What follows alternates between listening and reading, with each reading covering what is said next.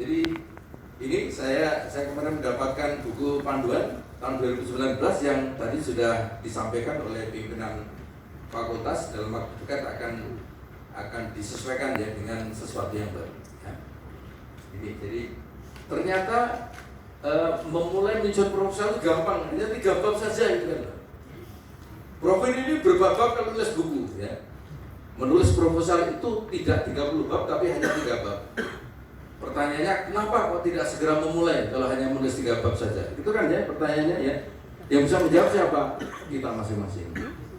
Jadi mahasiswa harus selalu menanyakan pada dirinya sendiri, proposal itu hanya 3 bab. Kenapa tidak mulai dari sekarang? Itu adalah pertanyaan yang ditujukan kepada setiap mahasiswa S2 S3 yang ingin memulai untuk menyusun proposal. Jadi kecuali kalau 30, itu kan harus banyak hal yang harus disiapkan. Nah ini bisa dilihat di buku ini ya, tahun 2019 sudah mulai diperbaiki ya Pak ya. Nah, ini kita poinnya ada di sini, hanya bab 1, bab 2 dan bab 3. Seperti apa? Saya tidak akan menjelaskan ya. Ini semuanya sudah bisa dilihat langsung oleh para peserta mahasiswa ya, S2 maupun S3. Nah ini moto saya itu kan ya. Jadi cara tercepat untuk merampungkan tugas yang banyak dan menumpuk adalah dengan cara menyelesaikan satu persatu. Jadi banyak mahasiswa yang ingin memulai proposal, saya tanya, karena banyak tugas dan menumpuk gitu artinya gitu ya. Sehingga belum bisa memulai untuk menyusun proposal. Padahal sebenarnya semua orang itu pasti memiliki tugas yang banyak dan menumpuk gitu. Nah bagaimana kok ada yang cepat bisa memulai dan ada yang lambat memulainya ya, karena mereka itu ingin menyelesaikan semua pekerjaan itu secara bersamaan. Justru itu adalah cara yang paling lama untuk memulai sesuatu. Nah kemudian kita belajar dari bagaimana mengurai benang yang ruwet itu ya. Ternyata membuat perencanaan baca proposal ya yang baik adalah merupakan prasyarat agar terhindar dari keruwetan. Nah setelah Anda mempersiapkan, maka satu-satunya cara adalah membuat perencanaan yang baik. Karena perencanaan yang baik itu sekaligus akan menghindarkan dari kemungkinan ruwet di masa yang akan datang. Sudah kan ya? Artinya selesai materi saya pagi hari ini. Ya baik, karena waktunya agak belum. Nah ini ada satu ya kaitannya dengan legal standing ya. Jadi penting sekali karena ini merupakan sumber hiruk pikuk penulisan tesis dan disertasi di seluruh perguruan tinggi di tanah air. Ya, jadi ada beberapa regulasi yang dulu ini yang merah-merah ini sudah tidak kita gunakan lagi. Jadi kalau ada yang memulai menyusun tesis dan disertasi sudah tidak perlu lagi melihat yang merah-merah ini karena sudah lahir yang baru, yaitu Permendikbudristek ya nomor 53 tahun 2023. Tadi Pak Wakil Dekan 1 sudah menyinggungnya ya. Jadi ada hal-hal yang sangat luar biasa terjadi perubahan-perubahan, tetapi di balik itu ada pro dan kontra dan kemudian ada kegaduhan-kegaduhan karena persepsi yang tidak sama di dalam mengartikan isi dari permen itu. Jadi kita menggunakan itu ya, permen ya, Permen 53 tahun 2023. Sebenarnya apa tuh sebenarnya ya? Kita tidak ingin mengupas isinya, tapi yang esensi adalah di sini. Jadi kewajiban penulisan tesis dan disertasi di permen itu seperti apa toh? Itu nanti bisa dilihat di pasal 19 dan pasal 20. Pasal 19 itu menjelaskan tentang kewajiban menulis tesis. Pasal 20 itu adalah kewajiban menulis disertasi. Nah, kita lihat ya bahwa mahasiswa pada program magister atau magister terapan itu wajib diberikan tugas akhir dalam bentuk tesis yang wajib ya. Kemudian ada komanya, prototype, proyek atau bentuk tugas akhir lainnya yang sejenis. Kemudian mahasiswa pada program doktor atau doktor terapan itu wajib diberikan tugas akhir dalam bentuk disertasi, prototype, proyek atau bentuk tugas akhir lainnya yang sejenis. Nah, di media itu wartawan agak sedikit nakal gitu kan ya, mengatakan bahwa untuk lulus doktor atau magister itu tidak perlu menulis tesis dan disertasi karena melihat koma yang belakang ini. Ini yang kemudian menimbulkan kegaduhan dan terjadi perang polemik yang sangat luar biasa dan terjadi sampai sekarang. Nah, jadi kita sudah tahu ya legal standingnya bahwa menulis tesis dan disertasi itu wajib. Hanya saja itu bukan satu-satunya, karena bisa diganti dengan prototipe, bisa diganti dengan proyek atau tugas-tugas lain yang jenis. Ironinya, tugas di luar tesis dan disertasi yang sejenis itu sampai sekarang belum diwujudkan seperti apa. Dan yang sudah ada itu justru lebih sulit daripada membuat tesis dan disertasi, karena harus merangkul pihak industri ya, dan juga stakeholder yang lainnya, dan kemudian ada kapasitas penyelenggaraannya dan sebagainya. Itu yang menyebabkan calon magister, kandidat magister dan kandidat doktor itu justru mengalami kesulitan yang besar untuk mengakhiri studinya. Sehingga tesis dan disertasi itu satu hal yang harus kita pahami sebagai kewajiban untuk menyelesaikan magister maupun doktor. Itu ya, saya lanjutkan. Dan kemudian menulis tesis dan disertasi itu adalah cara untuk naik kelas. Ya, kita tahu bahwa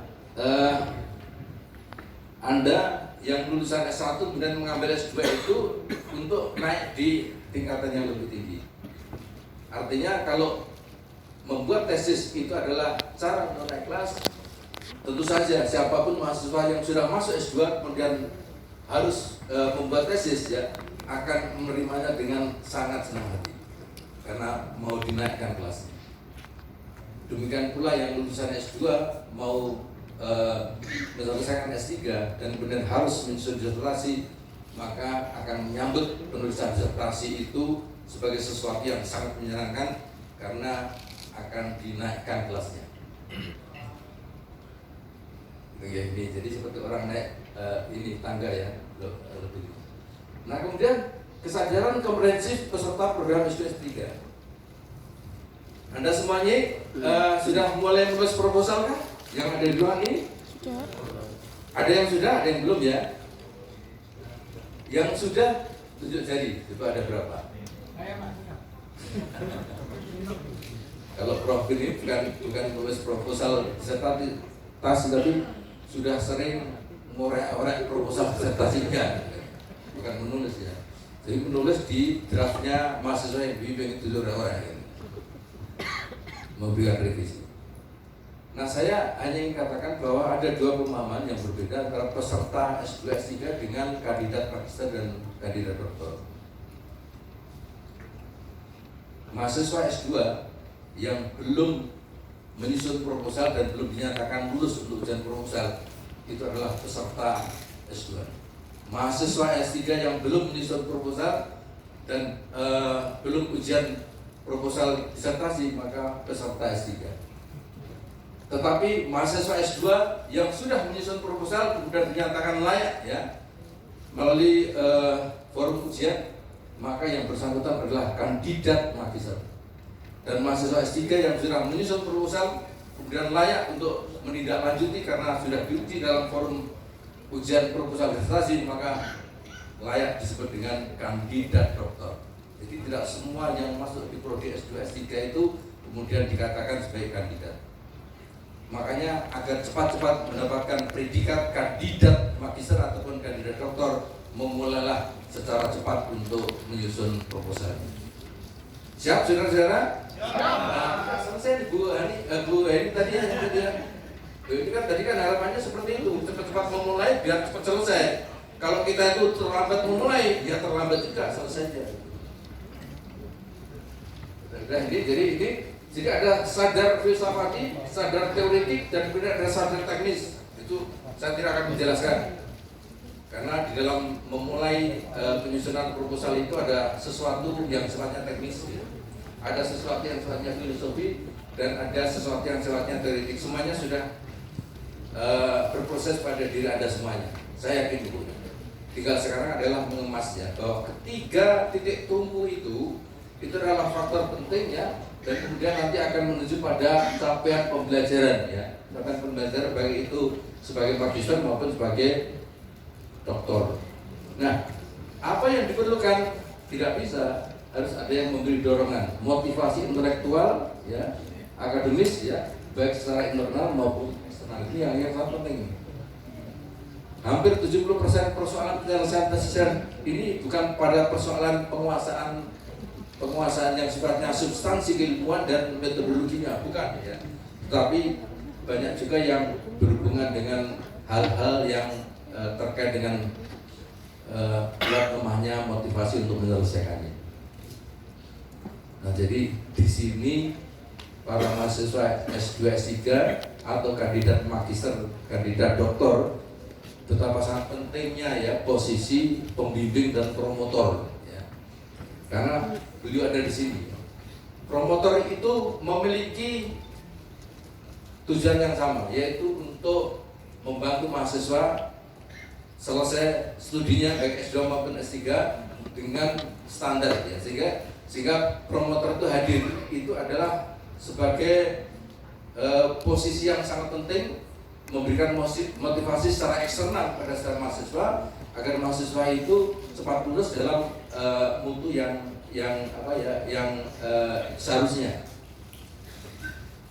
Hanya saja, tentu saja beliau itu memiliki style yang berbeda untuk memberikan motivasi itu, dan itu adalah pengalaman-pengalaman unik yang harus Anda tempuh ya, baik mahasiswa S2 maupun S3 untuk memahami antara style pembimbing satu dengan pembimbing lain. Saya yakin, aku yakin tidak ada satupun pembimbing itu yang ingin mencelakakan mahasiswa yang dibimbing ya. Hanya saja persoalan style berkomunikasi ini yang harus Anda pelajari ya. Jadi seperti itu ya. Saya mohon maaf ya, saya punya pengalaman yang unik pada waktu belum S1, S2, S3. Selalu yang namanya pembimbing 1, 2, promotor itu seringkali berbeda masukannya gitu. Nah, disitulah saya belajar bagaimana untuk memberikan mediasi ya, agar apa yang saya lakukan itu nanti akan diakses oleh kedua promotor. Ini adalah ilmu yang tidak ada materinya di buku kuliah kita ya, tetapi kita yang harus banyak berkonsultasi. Itu ini ada pelajaran yang sangat luar biasa dalam proses penyelesaian S2 maupun S3. Ya, Anda tidak boleh mutung ya, karena promotor satu mintanya gini, promotor dua mintanya gini, kemudian Anda mutung malah gitu lah, nanti malah justru Anda tidak akan mendapatkan solusi, justru akan memperuncing ini. Padahal sebenarnya adalah perusahaan komunikasi, nanti akan saya jelaskan untuk slide berikutnya. Nah ini jadi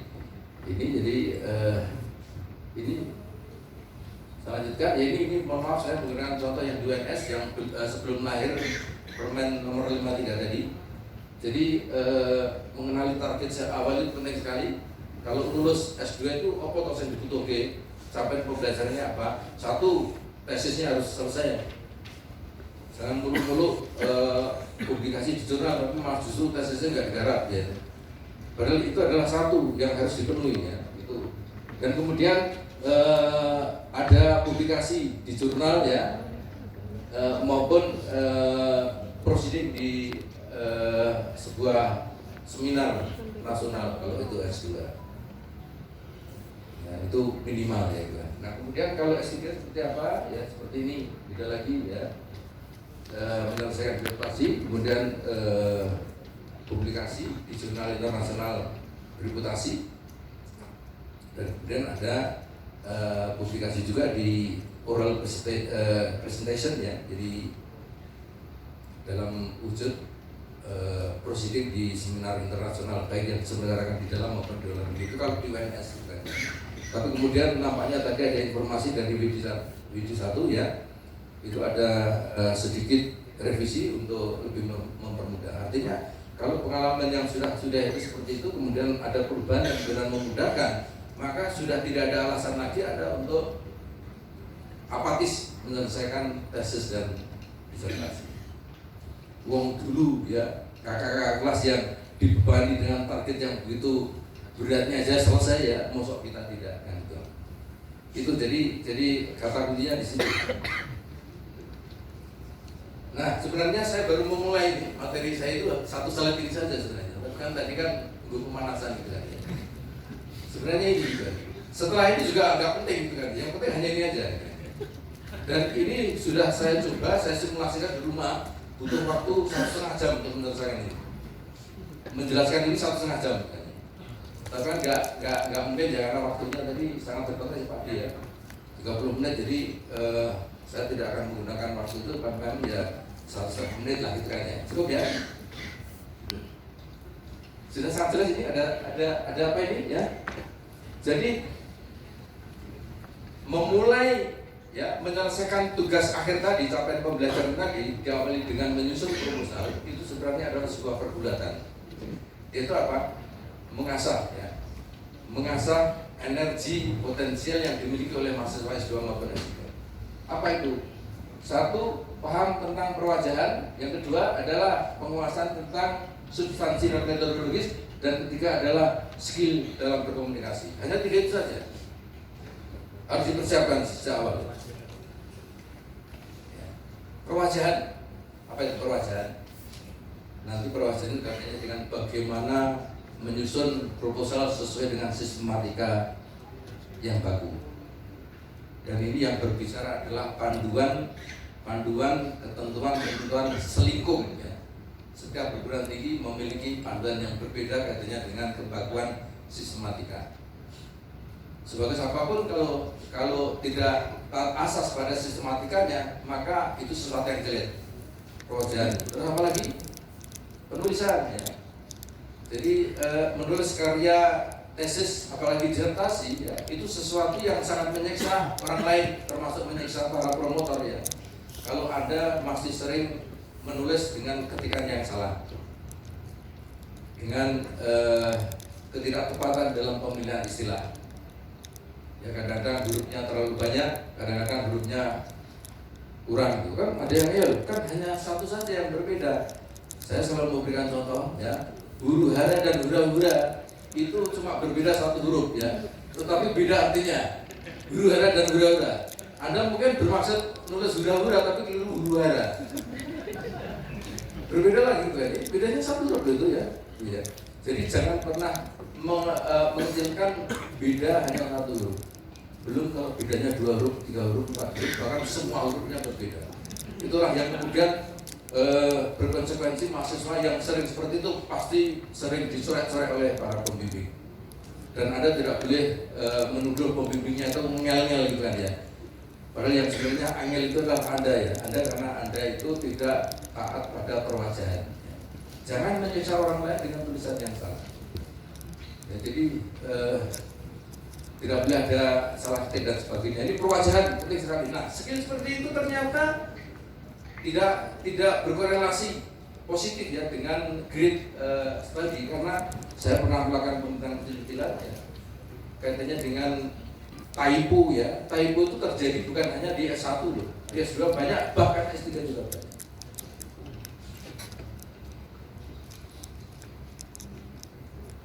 Padahal sekarang kalau kita menggunakan laptop yang ada kita miliki, di situ sudah ada aplikasi ya untuk mendeteksi tentang typo, itu sangat cepat sekali. Jadi Anda sudah diingatkan ya, kalau ini bukan bahasa Indonesia ini, karena ada tandanya. Oh ya ternyata hurufnya kurang satu. Oh ya ternyata bukan O tetapi U sebenarnya gitu kan ya. Ini skill perwajahan penting sekali, dan mestinya hal seperti ini sudah tidak menjadi masalah ketika Anda mengambil S2 dan S3. Karena begitu Anda sudah terlewati katanya dengan skill perwajahan itu, yang terjadi adalah pada waktu proses pembimbingan akan lancar. Karena waktu yang digunakan untuk konsultasi itu tidak direcokin ya oleh masalah-masalah teknis katanya dengan salah ketik dan sebagainya, sistematika dan sebagainya. Satu itu kan ya. Nah yang kedua adalah ini substansi dan metodologi ya. Ini ada yang adekuat dan ada yang meruat gitu kan ya. Ini dua hal yang pada pagi hari ini akan saya sampaikan ya. Dan kemudian yang ketiga adalah skill tentang komunikasi. prinsip komunikasi yang baik dan efektif dengan berbagai pihak terkait ya, terutama dengan Kapolri dan tim pembimbing dan promotor. Nah, jadi ada apa dengan urusan komunikasi antara mahasiswa S3 dengan pembimbingnya? Ini pertanyaan yang sangat kasuistik ya. Kasuistik. Sehingga skill berkomunikasi itu sangat luar biasa penting ya untuk Anda kelola dengan baik ya, karena itu adalah satu dari 3 ranah skill yang harus benar-benar ditata ya pada waktu Anda memulai menulis tesis maupun disertasi. Nah ini saya akan mengurusi pada ini, mengurusi pada ini ya. Tadi yang sesuai dengan judulnya. Nah, apa tuh sebenarnya ya? Mengawali dengan awal yang baik itu bagaimana? Tadi sudah disinggung oleh Prof. Henny, saya sangat setuju sekali. Jadi persoalan memilih topik ya untuk dikonsultasikan kepada pembimbing dan promotor itu adalah kunci pembuka pintu gerbang menulis proposal tesis maupun disertasi. Bukan soal-soal yang lainnya. Ya, kalau begitu Anda syarat-syarat akademis untuk bisa menulis proposal itu sudah dipenuhi, maka satu kunci yang harus Anda pegang erat-erat itu adalah membuka pintu gerbang ya, yaitu dengan penguasaan topik. Berbicara tentang topik ini ya, mohon maaf ini saya sebenarnya sudah mempersiapkan kepada Pak Dikan nanti. Pak Topik itu kan Pak Topik yang ini ya, ini topik penelitian itu saya mau bilang gitu. Tapi mungkin Pak Dikan tahu mau saya kerjain gitu, kemudian pulang itu saya nggak tahu. Teman saya dekat ya. Ini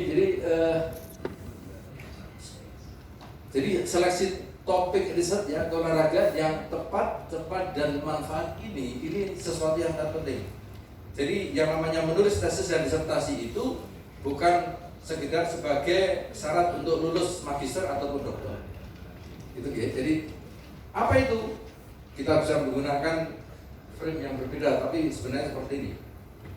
Kita memilih topik untuk karya akademik, tesis, apalagi disertasi itu tidak mengambil sesuatu yang ada di tempat parkir kampus, tidak ya, di kantin kampus, tidak ya, tetapi ada di dalam gambar besar olahraga.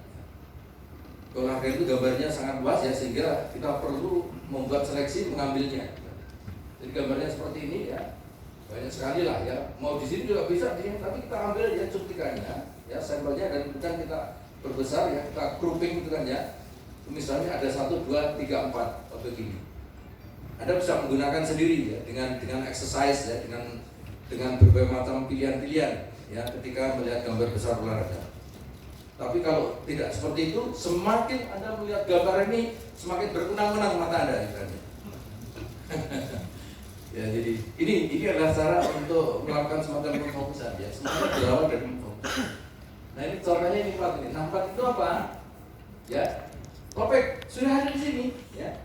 Kalau kita berbicara tentang kriteria topik, tesis seperti apa, disertasi seperti apa, silakan melihat di panduan pasca sarjana UNES yang tahun 2019. Ya, coba itu nanti ya. Tesis ya, topiknya itu apa, bla bla bla bla seperti ini. Tesis itu, disertasi itu seperti apa, topiknya seperti ini, bla bla bla bla.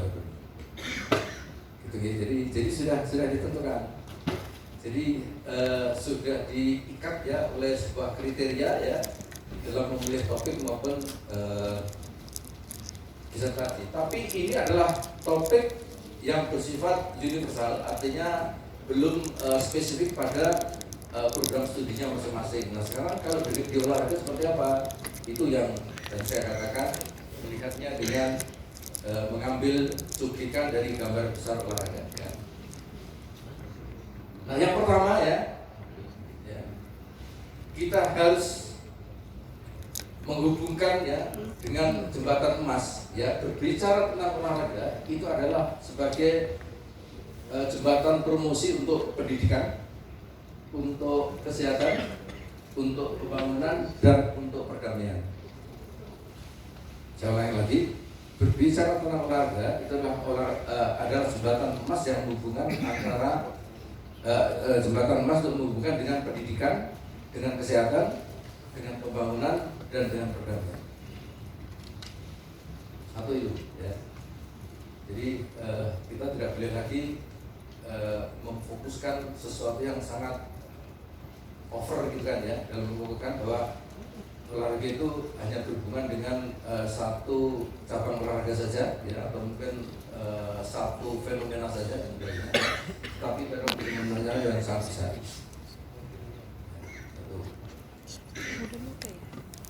Pendidikan bisa, kesehatan bisa, makanya pada waktu di FIK itu ada fakultas ilmu kesehatan ya, Fakultas ya, itu bukan hal yang aneh. Loh, fakultas ilmu kesehatan itu ada di FIK gimana ya? Dia nggak melihat resolusi PBB. Alhamdulillah sekarang sudah mandiri, FIK menjadi MBU dari fakultas kedokteran. Luar biasa ini, Prof. Dia itu membuat sejarah bukan ya. Karena sekarang sudah punya fakultas kedokteran, dan kita sebagai sahabat ya yang di Solo senang sekali ya, karena apa yang terhubung dekat itu kan UNES dengan UNS. Makanya ketika tadi ada tanda tangan, saya dengan sangat gagah berarti kita tanda tangan gitu kan, karena Prof ini tahu sendiri kalau saya didahului untuk muji ya, saya siap gitu kan ya.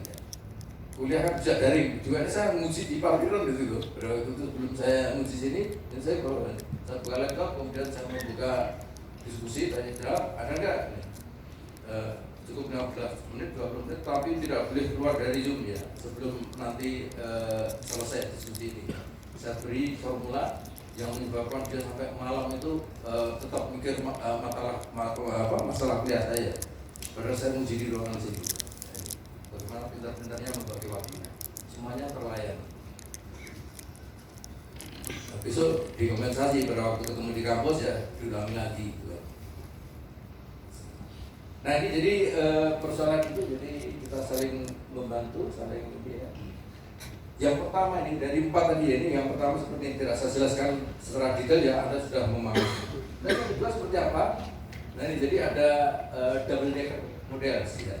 Olahraga ini dimahasiswasikan kepada Prof. Hedi. Pada waktu ketemu dengan mahasiswa UNES itu saya menyampaikan model ini. Jadi olahraga itu mengintegrasikan antara aspek kejayaan dan aspek kesejahteraan.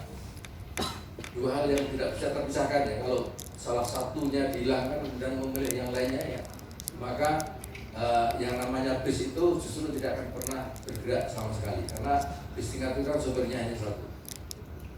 Kejayaan ya berhubung dengan pemecahan rekor ya, dan membanggakan ini membangun patriotisme yang melalui olahraga dan sebagainya, yes ya, kejayaan ya.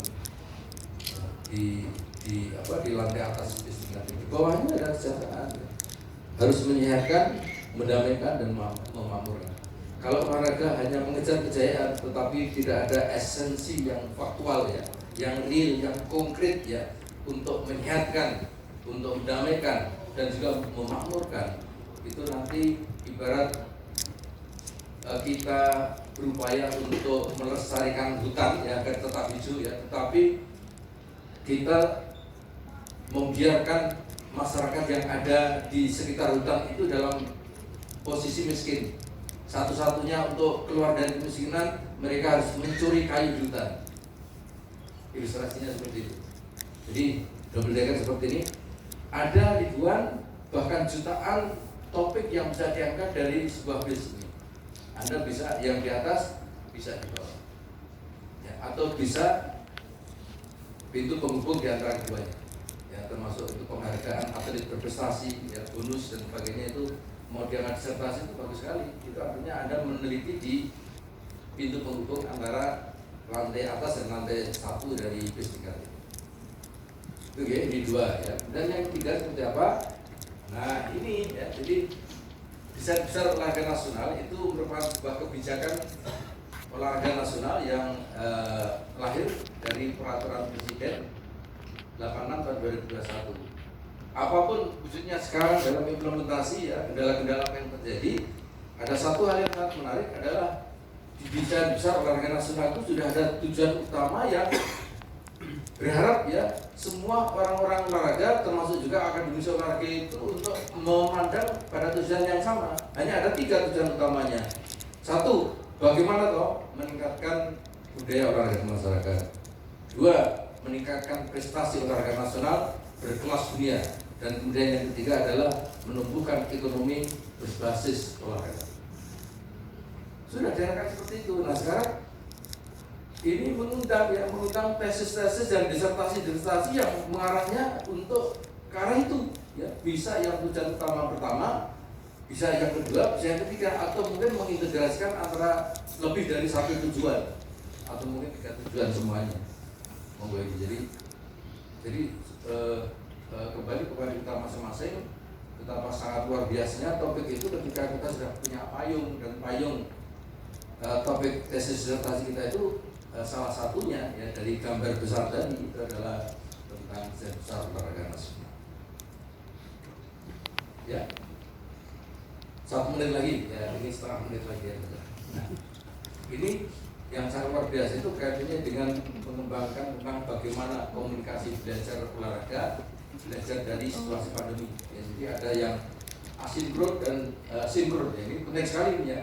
Ini tidak lanjuti ya. Begitu kemarin itu ada kebiasaan baru ya, virtual ya, aktivitas virtual daring dan sebagainya ya. Itu tidak ditindaklanjuti dengan membangun formula. Ya, hal-hal yang baik selama pandemi itu bisa dilanjutkan setelah masa ini.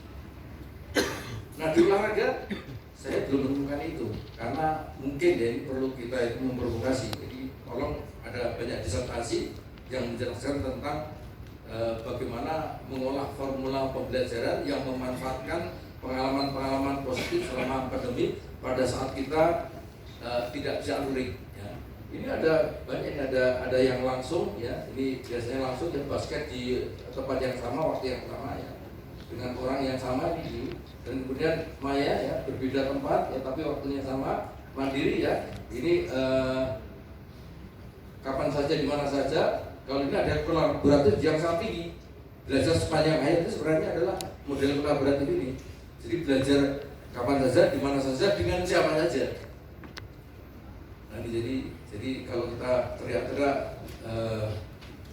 belajar sepanjang hayat itu sebenarnya adalah bagaimana kita tertanam untuk mengembangkan model kolaboratif dalam pembelajaran olahraga. Itu dan yang terakhir, jadi syarat untuk tesis apalagi disertasi itu sebenarnya hanya 3 kriteria disertasi yang tentu saja juga harus diikuti oleh tesis. Itu adalah 1, kita menjamin originalitas. Nanti kita bisa diskusi. Ya. Kemudian yang kedua, kita harus memastikan kejelasan dalam disertasi kita. Tidak ujung-ujung ada kesimpulan dan ada saran. Ya. Ujung-ujung ada hasil analisis ya, tanpa ada data yang dianalisis seperti apa. Itu tidak jelas namanya. Kemudian yang ketiga adalah koheren ya, karena kebenaran itu tidak juga ujug-ujug, tetapi terkait dengan bangunan-bangunan kebenaran yang sudah dipakai. Tidak ada premis-premis yang digunakan ya di dalam mengembangkan keilmuan ya. Disertasi ini wajib ya, dan tesis juga sebaiknya mendekati kewajiban itu. Ini jadi kriterianya 3 ini nanti bisa kita diskusikan. Dan kiat khusus untuk menulis proposal tesis dan disertasi cuma hanya ada 1. Kalau ditanya bagaimana kiat khusus untuk memulai menulis proposal tesis disertasi, kiatnya hanya 1 apa? Mencoba memulai, kemudian duduk ya, nanyakan memulai terus. Kalau Anda tidak mau mendorong yang pertama ini, maka tidak akan terwujud, bahkan judul pun juga membutuhkan waktu 2 tahun. Karena tidak mendorong ini.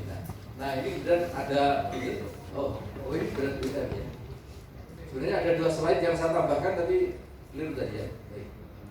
Oke, saya kira itu sesuai dengan waktu yang diberikan kepada saya. Walaupun saya tadi mau 1,5 jam, ya terlalu waktunya habis sebenarnya. Dan saya kembalikan ke moderator. Kita sambung dengan diskusi sampai nanti menjelang maghrib. Terima kasih. Assalamualaikum warahmatullahi wabarakatuh.